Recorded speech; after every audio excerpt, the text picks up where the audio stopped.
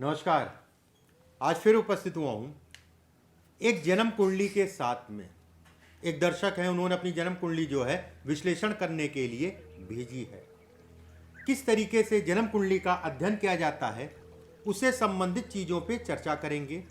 कौन से ग्रह कहाँ बैठने पे किस प्रकार के संबंध, सभी चीज़ों पे विस्तृत जानकारी देने के लिए मैं उपस्थित हुआ हूँ। इस जन्म कुंडली का आप और हम मिलकर विश्लेषण करेंगे। सबसे पहले इनका डेट ऑफ बर्थ नोट कर लीजिए। नोट क्या कर लीजिए, आप जन्म कुंडली खोल लीजिए मोबाइल पे या लैपटॉप पे। 17 जून 1978, समय दोपहर में 12:29। अदसर का जन्म है। अदसर जिला है गुजरात में, ADESAR। कुछ प्रश्न हैं, उन प्रश्नों को शामिल करेंगे और एक एक करके जो है जन्म कुंडली का विश्लेषण करेंगे। सबसे पहले इन्होंने पूछा है, आचार्य जी नमस्कार। नमस्कार आपको भी मेरी कुंडली में ग्रह कैसे हैं। देखिए, ग्रहों के बारे में इन्होंने पूछा है। अगर देखा जाए सभी ग्रह इनके जो है लगन के पास हैं। एक बात, लाभ के पास अगर कहा जाए 3 भाव आगे सारे ग्रह हैं। ऐसे व्यक्ति अगर कहा जाए स्वतंत्र काम करना अच्छा मानते हैं या पसंद करते हैं। एक चीज, लगन अगर देखा जाए, लगन का स्वामी लाभ में, एक अच्छा संकेत है। 2 ऐसे ग्रहों के साथ है, एक बुध और गुरु। गुरु इनकी जन्म कुंडली में अगर देखा जाए तो पंचम इसका स्थान का मालिक, पंचम भाव उसका स्वामी होके देवगुरु बृहस्पति 18 डिग्री 38 कला पे अश्विनी नक्षत्र के चौथे चरण में, जो कि केतु का नक्षत्र कहलाएगा। ये कहीं ना कहीं अपने आप में राजयोग कहलाएगा कि पंचम का स्वामी अष्टम का स्वामी हो के लाभ भाव में विराजित है। इस केतु के बलों को कहीं ना कहीं वो कम कर रहा है। अभी मैं आगे बताऊंगा क्यों मैं कह रहा हूं। लगन में अगर देखा जाए इनके 2 ग्रह बैठे हैं, मंगल और शनि। मंगल इनके भाग्य का स्वामी है, 7 डिग्री 6 कला पे मघा नक्षत्र के चौथे चरण में। शनि अगर देखा जाए मारक भाव का स्वामी, छठे भाव का स्वामी, सप्तम का स्वामी हो के लगन में। जब भी लगन में शनि बैठता है तो कहीं ना कहीं व्यक्ति को जीवन में सफल करता है। ऐसे व्यक्ति अपने आप से कभी संतुष्ट नहीं होते हैं। ऐसे व्यक्ति अलगाववादिता का नेचर होता है। अलगाववादिता का मतलब हो गया कि बहुत ज़्यादा समय तक एक जगह पे टिकने में दिक्कत आती है। सफल होंगे, काम करेंगे, काम मन से करेंगे और लोग उसको सहारेंगे भी, उसकी सराहना भी करेंगे लोग। लेकिन कहीं ना कहीं ये शनि का एक नेचर है, जब भी लगन में बैठता है, ठीक है, और खासकर अगर कहा जाए जन्म कुंडली में अकारक हो या मार्केश हो तो व्यक्ति को संतुष्टि का भाव नहीं देता।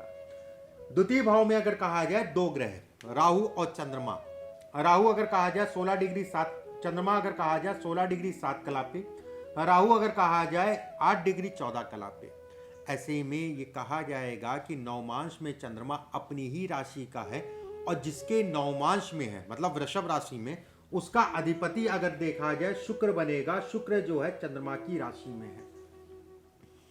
ये भी एक तरीका है और ये तरीका तब लगाया जाता है जब ग्रहों का बल देखना हो, जब व्यक्ति के काम को देखना हो।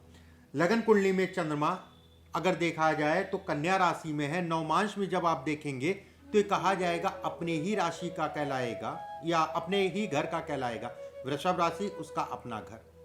और लगन पत्रिका में वृषभ राशि का अधिपति को देखेंगे तो अपनी मित्र की राशि, चंद्रमा की ही राशि में विराजित है। ऐसे में कहा जाएगा व्यक्ति अच्छी मात्रा में जीवन में धन कमाएगा। इसके बाद केतु की अगर बात करें, केतु अच्छा नहीं परिणाम देते हैं अष्टम भाव में। केतु अलगाववादिता को दिखाते हैं। केतु जब भी यहाँ बैठते हैं तो नौम दृष्टि से अगर कहा जाए चतुर्थ भाव को देखेंगे, जो कि माता का कहलाएगा। माता का स्वामी अगर देखा जाए लगन में बैठा है शनि के साथ में। माता का कारक अगर कहा जाए चंद्रमा बना हुआ है राहु के साथ में। अब इसका क्या परिणाम आप लेंगे? क्या आप समझेंगे कि माता को कष्ट मिलेगा इनके पैदा होने के बाद? यही ना समझेंगे आप। राहु अगर देखा जाए नौम दृष्टि से माता के घर को देख रहा है। माता का कारक अगर कहा जाए चंद्रमा है। राहु उत्तराभाद्र नक्षत्र के दूसरे चरण में है।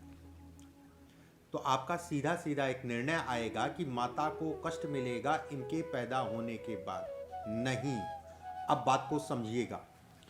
केतु जिस नक्षत्र में बैठा है वो गुरु के नक्षत्र में बैठा है। गुरु अगर कहा जाए पुनर्जन्म, ठीक है, बहुत ज़्यादा बातें तो उस पर नहीं कर सकता हूँ मैं, ठीक है, क्योंकि इसको मानने वाले बहुत कम ही लोग हैं। ज्योतिष की बात कर लेते हैं। पुनर्जन्म या कह लीजिए आपके जो है पंचम भाव का मालिक है, अष्टम का भी मालिक है। केतु जिस राशि में है उसका अधिपति गुरु बनेगा। गुरु अगर देखा जाए सप्तम दृष्टि से अगर देखा जाए पंचम भाव को देख रहा है। यहां पर यह कहा जाएगा केतु नक्षत्र और राशि के स्वामी अगर देखें पंचम भाव, ठीक है, ऐसे में ये केतु अगर कहा जाए माता के लिए वरदान है, जिसे कहा जाता है माता के लिए वरदान। मैंने इस पॉइंट को इसलिए, आपने लिखा है कुछ नहीं है इसके बारे में, ना ही पूछा है, मैंने इसलिए बता दिया क्योंकि ये मुझे सामने दिखा। और लोगों की एक मिथ्या भी रहती है, लोगों का एक वो भी रहता है कि राहु चंद्रमा एक साथ हो गया, केतु चंद्रमा एक साथ हो गया, या चतुर्थ का स्वामी राहु केतु के साथ चला गया।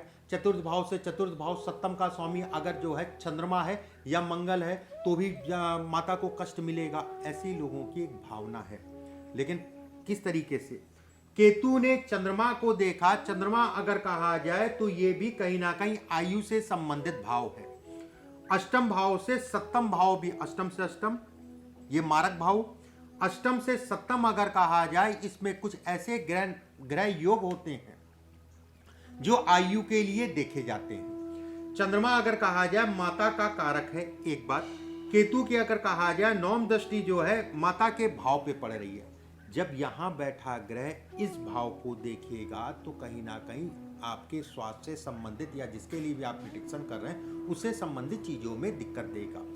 लेकिन यहाँ पर अगर कोई ग्रह बैठा है और अच्छे नक्षत्र में है और खासकर शुभ ग्रह के नक्षत्र में है, शुभ राशि में बैठे हो और कहीं ना कहीं उसके कारक और भाव स्वामी को, ठीक है, इस केस में भाव स्वामी को अगर देखता, मंगल अगर यहाँ होता तो कहा जाता माता का सुख नहीं है।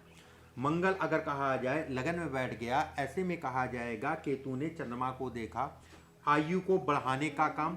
केतु ने 9वें भाव को देखा जो कि माता का भाव कहलाएगा। माता अगर कहा जाए लगन में बैठी है शनि के साथ में, जो डेंजर जोन में आएगा। ऐसे में कहा जाएगा कि माता के स्वास्थ्य या माता की आयु लेके बच्चा आया है, और खासकर उनका स्वास्थ्य जो है अगर कहें बच्चा जब भी पैदा हुआ होगा उससे 12 से लेके 16 साल के अंदर इनकी माता को कष्ट मिला होगा, जिसे कहते हैं कष्ट भरपूर मृत्यु तुल्य कष्ट। लेकिन इसके हिसाब से अगर कहा जाए तो वो कष्ट जो है कट गया। अब आपके प्रश्नों पर आ जाते हैं। आपने पहला प्रश्न पूछा है मेरे ऊपर कर्जा बहुत है, 2004 से जो है कर्जा है, उतरता है चढ़ जाता है, पूरी तरीके से कब उतरेगा। देखिए पूरी तरीके से कब उतरेगा कर्ज, और आपका यह भी आशय है कि कर्ज चढ़ता उतरता क्यों है। कर्ज का स्वामी अगर देखा जाए तो शनि बनेगा। शनि आपकी जन्म पत्रिका में लगन में है।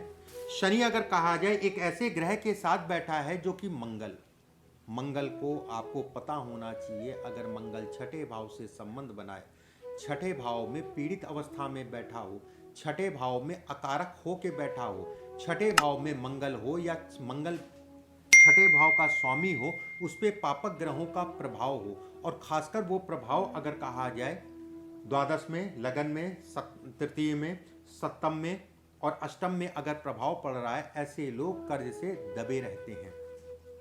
आपकी जन्म कुंडली में अगर देखा जाए मंगल जो है मगा नक्षत्र के तीसरे चरण में। अब यहां पर वो थ्योरी काम नहीं आएगी, क्योंकि राहु अगर कहा जाए एक कोई व्यक्ति है, मान लीजिए कोई व्यक्ति है वो घर में रह रहा है, वो अच्छे घर में है और उस घर में अच्छे संस्कार हैं, तो व्यक्ति को बल मिलेगा, संस्कार अच्छे होंगे। लेकिन वो व्यक्ति जो है अगर कहा जाए कि पापी है, उसने यही सीखा है बचपने में, यही सीखा है, अचानक लाके जो है इस एक सत्कर्मी घर में लाके बैठाल दिया गया है, तो वो अपना मूल स्वभाव नहीं छोड़ पाएगा। लेकिन धीरे धीरे जो है उसके अंदर सत्कर्म भी आएंगे। मूल स्वभाव क्या है? केतु पापक ग्रह। मंगल अगर कहा जाए जन्म कुंडली में कारक है, मंगल को केतु के संवत अगर कहा जाए देखा जाता है। मंगल अगर कहा जाए भाग्य का स्वामी और छठे का स्वामी होके लगन में है। सबसे बड़ी चीज है कि केतु सप्तम दृष्टि से अगर देखें चंद्रमा को देखेगा और राहु अगर देखा जाए तो अपनी मित्र की राशि को देखेगा। मित्र की राशि कौन? शनि की। शनि क्या है? इसमें अगर कहा जाए मार्केश है, सप्तम का स्वामी और आपके छठे का स्वामी। नवमांश में जब शनि को आप देखेंगे, नवमांश में शनि मंगल के नवमांश में है और मंगल को साथ लेके बैठे हैं। भले ये भाग्य का स्वामी है, फिर भी दिमाग पे या शरीर पे जाके बैठा है। ऐसे लोग हर बार सोचेंगे कि इस बार मैं कर्ज नहीं लूंगा, या कहीं से पैसा आ जाएगा, कि कहीं से पैसा आने वाला होगा, तो उस समय तक ये रहेगा कि मैं ये पैसा उठा के उनको दे दूंगा, उसके बाद मैं जो है कर्ज नहीं लूंगा। लेकिन जब पैसा आ जाएगा उसके बाद शनि का प्रभाव बढ़ेगा, फिर से व्यक्ति जो है कर्ज में या कर्ज से संबंधित लेनदारी नहीं करेगा कि ठीक है किस्त चल रही, चलने दो, कर्ज बाद में चुका लेंगे। ये वाली स्थितियां, अगर आपको कर्ज उतारना है तो उसके लिए समय आने वाला 2022 और 2023 बेहद अच्छा है। उस पीरियड में कर्ज उतार लीजिएगा, खासकर अगर कहा जाए मार्च के बाद। इस समय पे शनि गोचर में अगर देखा जाए तो इस समय पे शनि गोचर के छठे भाव कर्ज के भाव में गोचर कर रहे हैं। और राहु अगर कहा जाए तो नौम दृष्टि से कर्ज के भाव को देख रहे हैं। दो पापक ग्रह दोनों अगर कहा जाए चंद्रमा से एक अगर कहें नवे भाव में, चंद्रमा से एक अगर कहा जाए पंचम भाव, और दोनों की दृष्टि अगर लगन कुंडली में देखा जाए तो ये कहा जाएगा कर्ज पे दृष्टि डालने, कर्ज को लेके खूब तनाव होगा। मेरी बात मानिएगा, कर्ज को जितनी जल्दी चुका दीजिए उतना अच्छा है। जिस दिन शनि इस जगह पे गोचर करेंगे, ठीक है, उस दिन बड़ा रुलाएंगे और यही सोचेंगे कि मैंने क्यों नहीं खत्म कर दिया। इसका मियाद होगा 2025 से लेके 2027 के बीच में। शनि में शनि का अंतर होगा। शनि लगन कुंडली में कर्ज का मालिक और मार्केश है। शनि अगर कहा जाए केतु के ऊपर गोचर करेंगे, पंचम दृष्टि से शुक्र, केतु अगर कहा जाए पंचम दृष्टि से शुक्र को देखेंगे, नौम दृष्टि से अगर कहा जाए सुख को देखेंगे, तो कर्ज और काम दोनों का सुख नहीं मिलेगा। 2 साल बेहद संघर्ष के। अभी का समय अगर कहा जाए बेहद अच्छा, कर्ज उतारिए, कर्ज उतारने के लिए समय अच्छा चल रहा है। एक चीज़ और मैं यहाँ कहना चाहूँगा, ऐसे लोग कर्ज चढ़ता है उतरता है, चढ़ता है उतरता है, कितना भी कर ले, अभी शनि की महादशा लगेगी, फिर कर्ज चढ़ेगा उतरेगा, चढ़ेगा उतरेगा, लेकिन शनि इसमें धन देंगे। इस चीज़ के लिए आप निश्चिंत रहिए, शनि इसमें पैसा देंगे लेकिन कर्ज में रखे रहेंगे। इसके बाद आपने पूछा है, मुझे किसी ने बताया कि विदेश में काम करूंगा। आपको जैसा मैं पढ़ पा रहा हूं, किसी से आपने राय ली होगी और उन्होंने कहा होगा कि आप विदेश से संबंधित कार्य करेंगे। देखिए, विदेश भाव का स्वामी अगर देखा जाए चंद्रमा अगर देखें कुटुंब भाव, केतु अगर कहा जाए जिस आधार पे उन्होंने बोला होगा वो आधार मैं बता दे रहा हूं। केतु की पंचम दृष्टि शुक्र पे और नौम दृष्टि अगर कहा जाए घर पे, कहीं ना कहीं ये दिखाता है कि व्यक्ति जो है घर से दूर जाके काम करेगा कि ना कि विदेश के लिए। ध्यान से सुनिएगा, घर से दूर जहां पर भी आप पैदा हुए होंगे वहां पर अगर कहा जाए कम समय में वहां से आप दूर हो गए होंगे। इस जन्म पत्रिका में सूर्य अगर कहा जाए बली है और सूर्य अगर देखा जाए तो गुरु के साथ बैठे हैं। ऐसे में कहा जाएगा 22 से 23 वर्ष की आयु में व्यक्ति अपना धन कमाना शुरू कर देता है। ठीक है, तो विदेश के लिए अगर चंद्रमा को देखा जाना जरूरी है, विदेश के लिए अगर कहा जाए शनि को देखा जाना जरूरी है। शनि अलगाववादी है। शनि कहा गया। अगर मैं कहूँ विदेश के लिए अति कारकों में कौन कौन से ग्रह आएंगे, तो चंद्रमा आएगा, राहु आएगा, शनि आएगा और शुक्र आएगा। ऐसे में कहा जाएगा शनि का लगन में बैठना मंगल के साथ, मंगल अगर कहा जाए चतुर्थ भाव में, जो कि आपकी भूमि है, अपना देश है, उसमें बैठ के देख रहे हैं। मंगल अगर कहा जाए शनि से बली है। जो भी कोई अकारक ग्रह होता है जन्म कुंडली में, वो हरदम ये कहा जाता है कि वो कारक ग्रह से बली होगा। ध्यान रखिएगा इस चीज को, वो हरदम ये कहा जाएगा वो कारक ग्रह से बली होगा, क्योंकि उसमें परिणाम देने की क्षमता ज्यादा है। अच्छे भी परिणाम दे सकता है, खराब भी परिणाम दे सकता है। अच्छी अवस्था में बैठा है अच्छे परिणाम देगा, लेकिन अगर अच्छी अवस्था में बैठा है तो कुछ जगहों पे खराब भी परिणाम देगा ही देगा। ऐसे में कहा जाएगा देश में तो ठीक है, लेकिन विदेश से संबंधित कोई ऐसे योग नहीं है कि आपको विदेश में बहुत ज्यादा लाभ मिले। विदेश में अगर कहा जाए देवगुरु बृहस्पति सूर्य लाभ भाव में बैठे हैं बुध की मूल त्रिकोण राशि में, बुध अगर कहा जाए अपनी मूल त्रिकोण राशि में दो ऐसे ग्रहों के साथ बैठा है जो एक मित्र है और एक अधिमित्र है। ठीक है, मित्रता है बुध की सूर्य के साथ और गुरु के साथ। बुध और गुरु जब भी एक साथ बैठते हैं ऐसे लोग सत्कर्मी होते हैं, जबकि वाणी बड़ी खराब होती है, दिल के बड़े साफ होते हैं। इसके बाद आपने पूछा है क्या विदेश में काम करना ठीक नहीं। इसमें विदेश से संबंधित कोई विशेष योग नहीं है। लगभग 42 वर्ष की आयु हो गई आपकी, और मेरे ख्याल से जो है 42 वर्ष की आयु में आज तक विदेश में नहीं गए होंगे। घर का मालिक लगन में बैठा है, बहुत सारे ऐसे योग हैं, कुछ मैंने आपको बताए। ऐसा कोई योग नहीं बन रहा है कि आपको विदेश लेके जाए। जीवन में धन कैसा रहेगा, देखिए इस समय पे गुरु की महादशा चल रही है। अगले 2.5 साल का पीरियड आपके लिए बेहद अच्छा। एक बात, दूसरी चीज, जब शनि की महादशा अगर देखा जाए 2025 से शुरू होगी, उस समय पे शनि का गोचर या मूवमेंट अगर कह लीजिए इस भाव में होगा, और राहु का गोचर अगर कहा जाए इस भाव में होगा। व्यवसाय से संबंधित चीजों में व्यक्ति को हिला के रख देगा। फिर से मैं बता रहा हूं, किसी भी प्रकार का कोई निर्णय ऐसा मत लीजिएगा जो आपके लिए नुकसानदायक हो। ये बदनामी का भाव है। और शनि का गोचर अगर कहा जाए केतु के ऊपर होना, केतु को शनि का धुर विरोधी माना गया। दोनों पापक ग्रह हैं, लेकिन शनि को केतु का धुर विरोधी माना गया। चंद्रमा से 7वें भाव में केतु का होना, चंद्रमा से 7वें भाव में शनि का गोचर होना, चंद्रमा से अगर देखा जाए 12 भाव में शनि का होना, ये समय आपके लिए 25-26 का पीरियड आपके लिए अच्छा नहीं कहलाएगा। 2027 से आपका जीवन बढ़ेगा। इसमें अगर कहा जाए ये दशा आपके लिए, शनि की दशा अच्छी रहेगी पैसे, धन इत्यादि चीजों के लिए।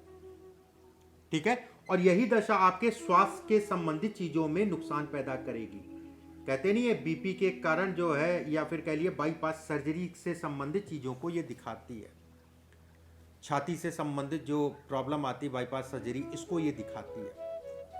अपने स्वास्थ्य का भी ध्यान रखिएगा। अभी ये स्थितियां नहीं हैं, इसकी स्थितियां अगर कहा जाए अभी लेट हैं।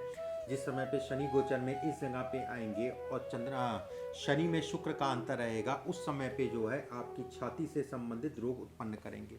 शुक्र अगर कहा जाए तो ये चीर फाड़ को दिखाता है। 7वीं दृष्टि से अगर कहा जाए मंगल की राशि है, चतुर्थ भाव है, और 10वीं दृष्टि अगर कहा जाए शनि की अपनी ही राशि है।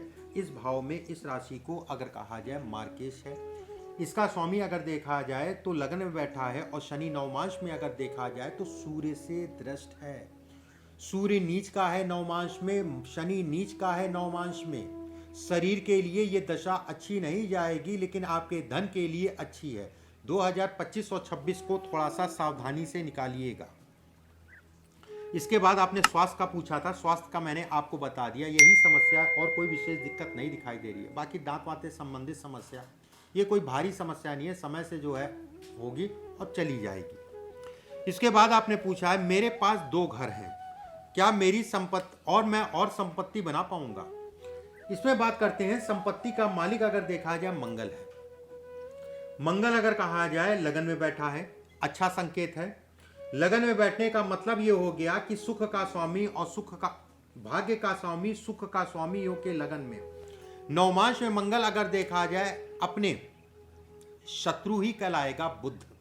बुध की राशि में है, और बुध अपनी मूल त्रिकोण राशि में है, इच्छाओं की पूर्ति के भाव में। ऐसे में ये कहा जाएगा कि देवगुरु बृहस्पति के साथ बुध का होना, एक बात, मंगल जिस राशि में है उसका अधिपति बुध बनेगा, सूर्य के साथ है। केतु अगर कहा जाए, केतु इसमें कारक कहलाएगा, कुछ ऐसी जमीन आपको देगा जो कि तोहफा पीछे भी मिली होगी। केतु को हम लोग कहते हैं मामा मामी, नाना नानी, इससे संबंधित चीजों को दिखाता ये केतु। कहीं ना कहीं ये कहा जाएगा कि आपके ननिहाल पक्ष से आपको लाभ मिला होगा जमीन से संबंधित चीजों में। प्रॉपर्टी की बात करें तो इस पीरियड जब शनि यहां पर गोचर करेंगे, इस पीरियड में अपना व्यक्ति घर बनाएगा।